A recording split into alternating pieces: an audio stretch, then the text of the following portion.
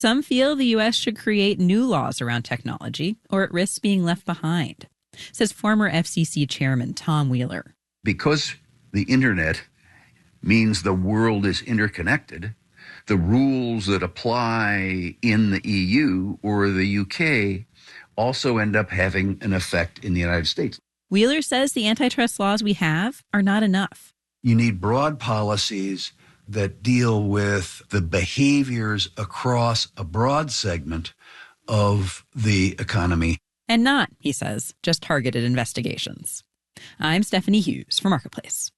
Wall Street today a little up, a little down. Same, by the way, for Apple and Alphabet shares. Apple down, Google's parent up. We'll have the details when we do the numbers.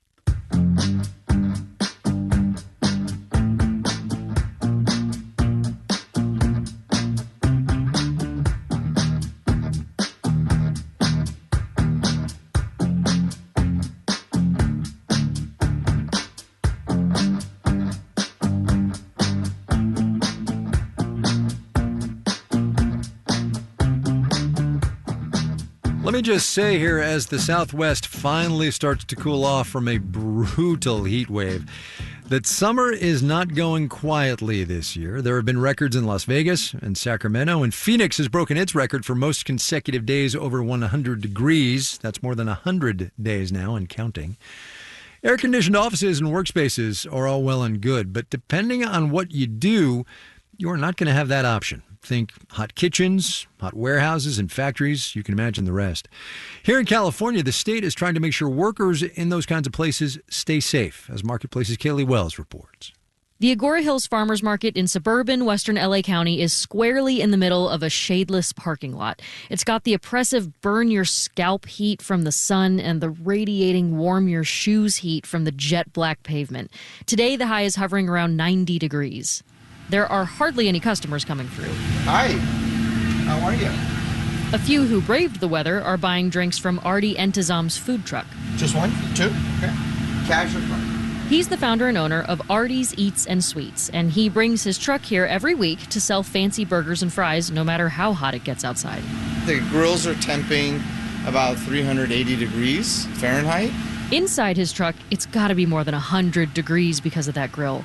He says he doesn't even turn on the air conditioning because it doesn't help. So the best is to get the windows open, the back door open, and I have a screen, and then just sort of let air flow. So he keeps a water bottle handy and relies on the strong threshold for pain he says he's built up. This is part of the food truck game.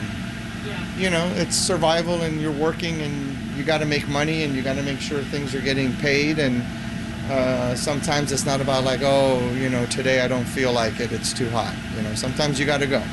But it's not just a test of will and grit. Heat can be dangerous. If you're working outside, you're likely to be sweating more, which means releasing more energy. Your body's working a little bit harder, and so your body needs more hydration and more time to be able to cool off. Dr. Kimberly Petrick is a family physician at Kaiser Permanente Santa Monica.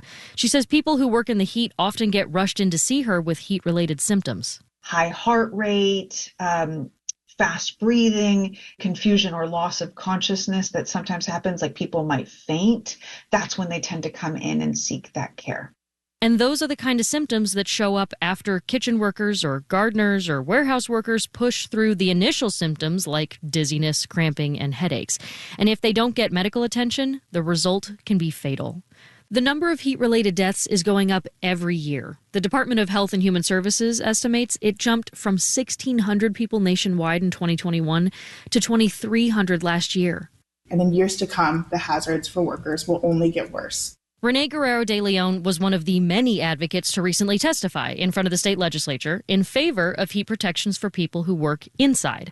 The state already had protections for people working outside. Now, once it gets above a certain temperature, employers have to allow indoor employees more breaks, provide cool-down areas, and supply personal heat protective equipment. The rules are designed to prevent experiences like that of former line cook turned restaurant industry reform advocate Colleen Koperick. You know the saying, if you can't stand the heat, get out of the kitchen? I had to. In my last job as a pastry chef, I suffered from heat illness due to extreme indoor heat. I was dry heaving in between taking rounds of pastries out of the oven, and I had to quit, effectively ending my career. Food truck owner Artie Entezam says he doesn't always take the precautions the state requires for himself, but he makes sure his employees do. I let them go outside, take a little breather. We ordered frappuccinos, iced frappuccinos for them. Yeah, so you do whatever you, I guess, have to do, right? Entezam says he's lived in LA for decades, so he knows the stakes of working in heat. He started this business last October, right as Southern California cooled off for the year, which means this is the first summer that he's putting that built-up heat tolerance to the test. In Agoura Hills, California, I'm Kaylee Wells for Marketplace.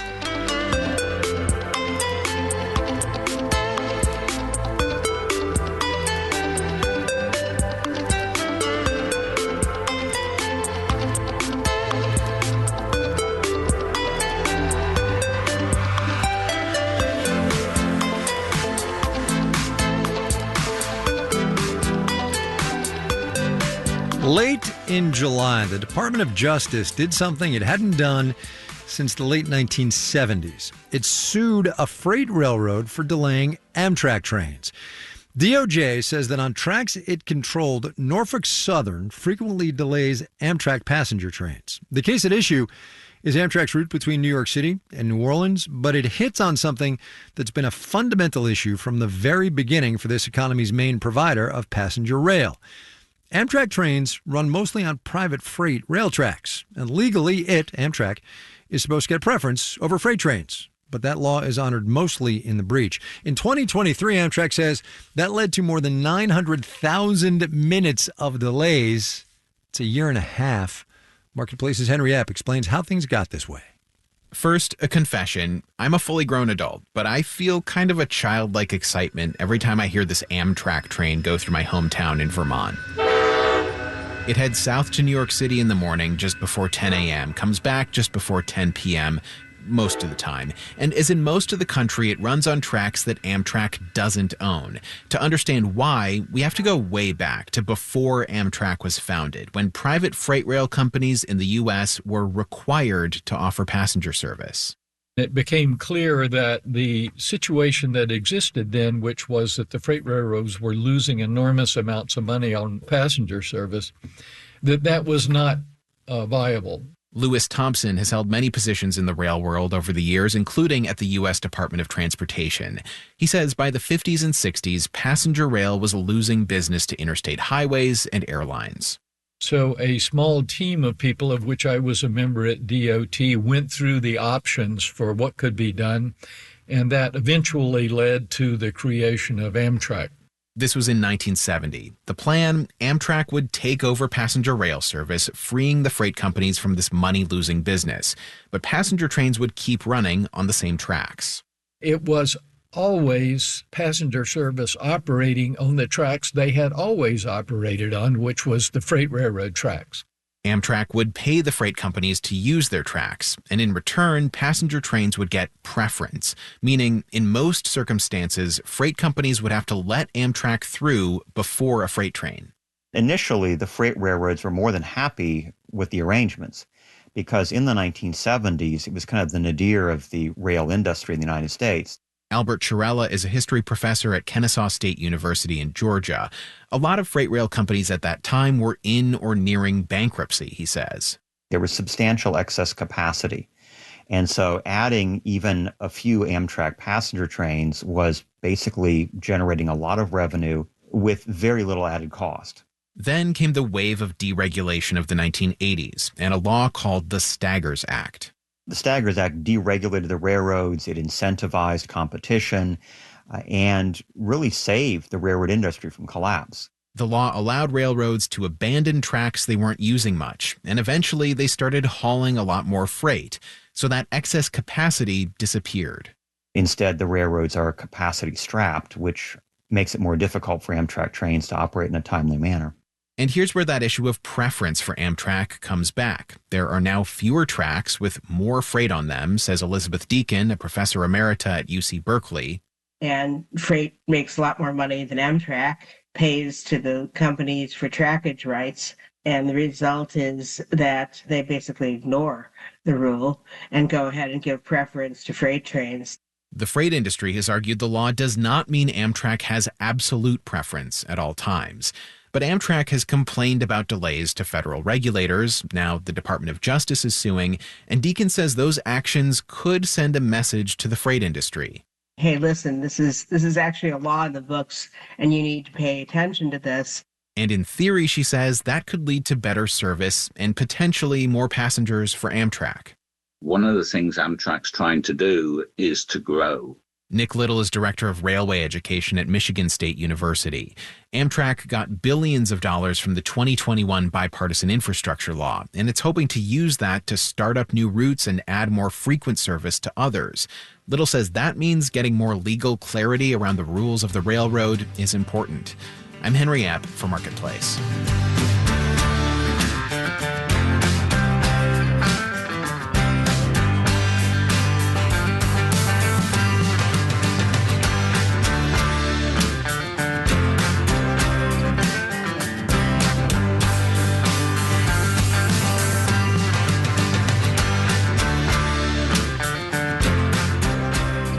There's an analogy to be made here about how things move around in this economy. Just as railways get freight and people where they need to be, so too do pipelines get crude oil and natural gas where they need to be, from wherever they're drilled, closer to refineries and power plants and ports. I mention that because there's a new pipeline scheduled to begin service this month to move natural gas out of West Texas, home, as we have reported, to a glut of natural gas. And as Marketplace's Elizabeth Troval reports, there are actually several Permian pipelines in the pipeline. Where there's crude oil production, there's natural gas. And in the Permian Basin, there's a lot of both. Tom Sang is with Texas Christian University. As a country, we hit a record high volume of oil production of 13.4 million barrels a day. Nearly half of that recent peak is from the Permian Basin. So for every one of those oil wells, you do have some level of natural gas that's being produced. That growth in crude oil production created a glut of natural gas, says economist Carr Ingham, president of the Texas Alliance of Energy Producers. It's being produced by companies who want the crude oil, and they're having to deal with natural gas as a byproduct. It's been detrimental to prices, says Ed Hers with University of Houston. We've seen many instances over the past half a dozen years where the price has actually gone negative. In other words, the natural gas has really had no place to go. The new pipelines in the works will give all that Permian natural gas a purpose. Carr Ingham again.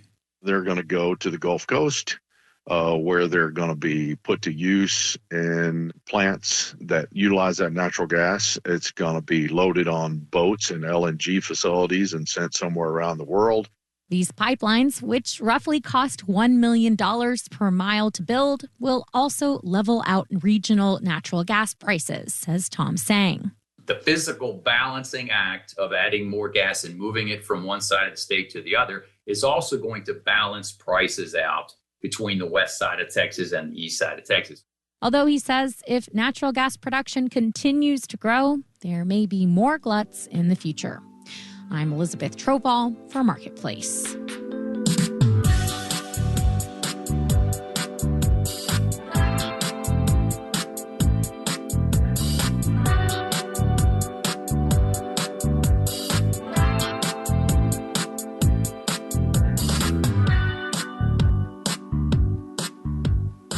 Coming up, there's a lot of people who are in homes that are really bad for their health. The actual costs of buying a home. But first, let's do the numbers. Dow Industrial's off 92 points today, just shy of 0.25%, finished at 40,736. The Nasdaq added 141 points, a little bit more than 0.8%, closed at 17,025. The S&P 500 gained 24 points, just shy of 0.5%, 54.95. Just hours after Apple unveiled its latest iPhone, its global rival Huawei unveiled a triple fold phone. Starting price, brace yourself, $2,800 American dollars. Apple, as I mentioned, softened just a little bit more than 0.33%. Huawei, privately held. Shares in Oracle accumulated 11.4% today after the cloud computing services provider announced quarterly results that beat expectations. Bond prices went up. The yield on the 10-year Treasury note thus fell 3.64%. Is the U.S. benchmark. You're listening to Marketplace. The Numbers is supported by Odoo.com, your entire business on one platform. Marketplace is supported by Babbel for Business. With over 13,000 hours of language courses, live instructor-led classes, and business-specific content, Babbel is helping companies break down language barriers and improve workplace safety. Learn more at babbelforbusiness.com. And by Clear Channel Outdoor, an out-of-home billboard company harnessing innovation and technology to connect advertisers with consumers. Clear Channel's data-driven solutions reach consumers on the go. Billboardsforbusiness.com. And by the Peter G. Peterson Foundation, a nonpartisan organization dedicated to raising awareness and accelerating action on America's fiscal challenges to build a brighter economic future for the next generation. Learn more at pgpf.org. Support for WNYC comes from the New York City Board of Elections, inviting listeners to help their neighbors vote this election by becoming poll workers or providing translations as interpreters. More info on this employment opportunity is available at pollworker.vote.nyc. Former President Trump and Vice President Harris will meet in Philadelphia for their first presidential debate. It's the second presidential debate of this election season, taking place in a dramatically reconfigured race for the White House. I'm Mary Louise Kelly. Join me for live special coverage of the ABC News presidential debate simulcast from NPR News. Tune in tonight at 9 on 93.9 FM, AM 820, or live stream it at WNYC.org. You're listening to Marketplace on WNYC. In the 7 o'clock hour of All Things Considered, a new poll shows 7 in 10 Americans plan to tune into tonight's presidential debate. Nearly a third say it will help them decide how to vote. That and more at 7. This is Marketplace. I'm Kai Risdahl. Congress is back in town this week with deadlines aplenty. There is, of course, the biggie, funding the entire government of the United States. Got to happen by midnight on the 30th. There's also a deadline for new farm bill, also the end of the month. Extended deadline, I should say, because lawmakers have punted a couple of times now on that massive spending package that covers everything from crop insurance to supplemental nutrition programs. And that explains why House and Senate leaders had a letter waiting for them from some 300-odd agricultural trade and advocacy groups pointing out, and this is a quote, the worsening conditions in farm country. Marketplace's Savannah Marr is on the ag economy today. Commodity farmers across the country are getting ready to harvest their fall crop and, in many cases, sell it at a loss. The prices are not so great.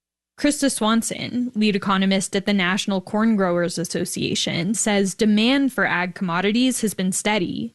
Problem is, there's too much. The story here is that we are really good at growing corn. High yields for that crop, plus soybeans and wheat, are driving down prices. Swanson says that makes passing a new farm bill even more urgent. It provides a risk management safety net for farmers. A safety net that hasn't gotten an update since 2018. So much has changed in our market since that time. Amy Hagerman is an ag policy specialist at Oklahoma State University. For one, she says farming has gotten more expensive. Machinery and repair costs have been going up steadily. Chemicals have been very expensive. Interest rates are higher. The government can provide crop insurance payouts when prices bottom out. But Kristen Owen, an analyst with Oppenheimer, says the Farm Bill's current price thresholds don't reflect higher production costs. It's pretty low bar right now. Prices would have to fall really, really low in order for those payment programs to pay out. Owen says a new farm bill won't make farmers whole after 2024's losses. And she sees current conditions as more of a normalization anyway, after ag enjoyed record high prices and government payments during the pandemic. It just feels a little worse because we were coming off of such high levels previously. She says movement on a farm bill could go a long way to boost farmer sentiment, while kicking the can again could tank it even more. I'm Savannah Marr for Marketplace.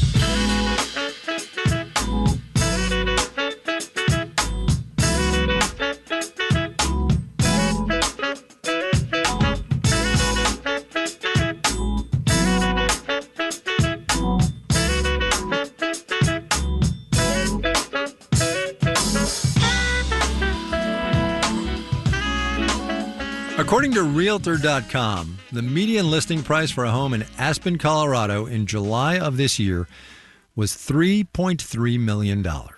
Median, of course, is half the homes cost more than that, half less. Bigger point being that buying a home in an ultra-upscale resort town like Aspen is a privilege reserved for a select few. For the non-jet set, there are affordable housing programs that can help, some that sell homes below market rate for lower-income buyers.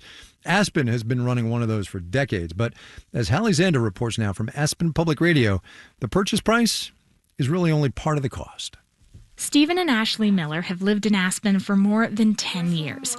And a few years ago, they had twin boys, now 4.5. What's your favorite bath toy? Helicopter. Stephen works at a local school. Ashley, a physical therapist. They wanted to set down roots in Aspen, but with their income, it would be tough to buy on the regular housing market. So in 2021, when they won a lottery to buy an affordable condo through the local housing authority, they were thrilled. If we had just had to figure out the rental game and bounced around as costs went up and things changed, I think it would have pushed us out. They paid $262,000.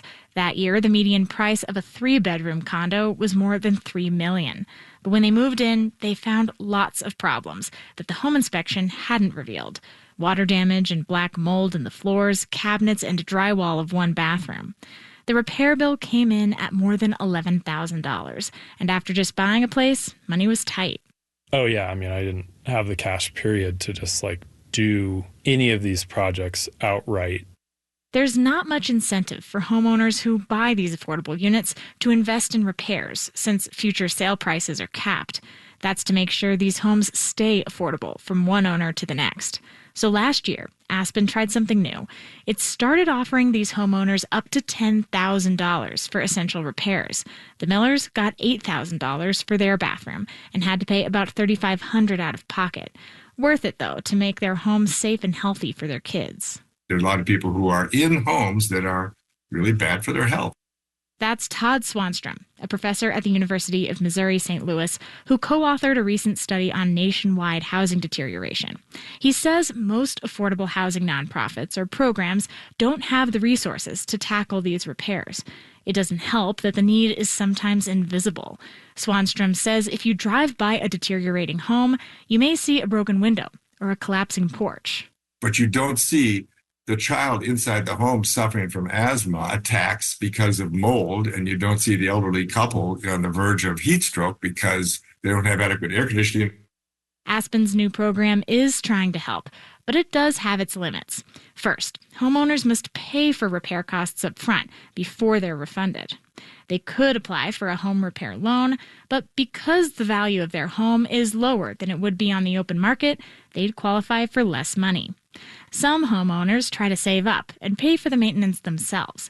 Ryland and Kim French moved into their Aspen condo in 2020. It was built in the 80s and had some problems. We needed to address mold issues. We spent a couple $1,000s on insulating shades. Because their home is part of the local affordable housing stock, it's not clear if all those upgrades will be factored into the home price when they eventually sell. We spent $1,000 on this nifty air quality system. And with a kid on the way, they're starting to question how much they want to continue improving the place. Before we start putting even more money in, we want to be in a 3-bedroom that we can be in for the next 20 years. But in order to afford their next home in Aspen, they'll also have to purchase it through the same local housing authority. And who knows how many repairs that place will need. In Aspen, Colorado, I'm Hallie Zander for Marketplace.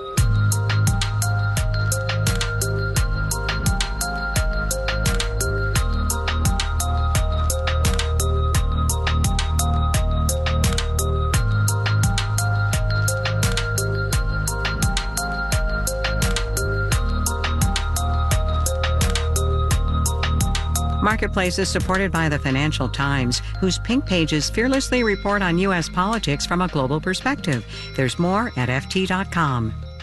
And by JLL, helping clients find, design, occupy, manage, and invest in commercial real estate solutions. JLL.com.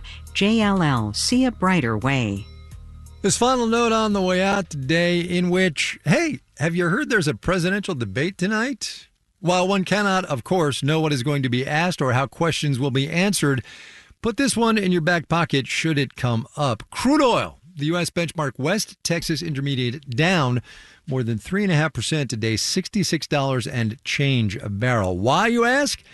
Lower demand in part. Also, higher supply in part, led by the United States producing more oil now than any other country on the planet.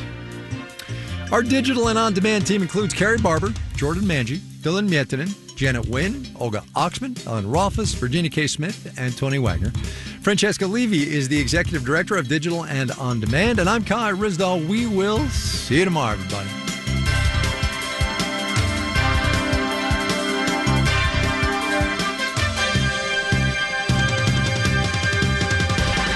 This is APM.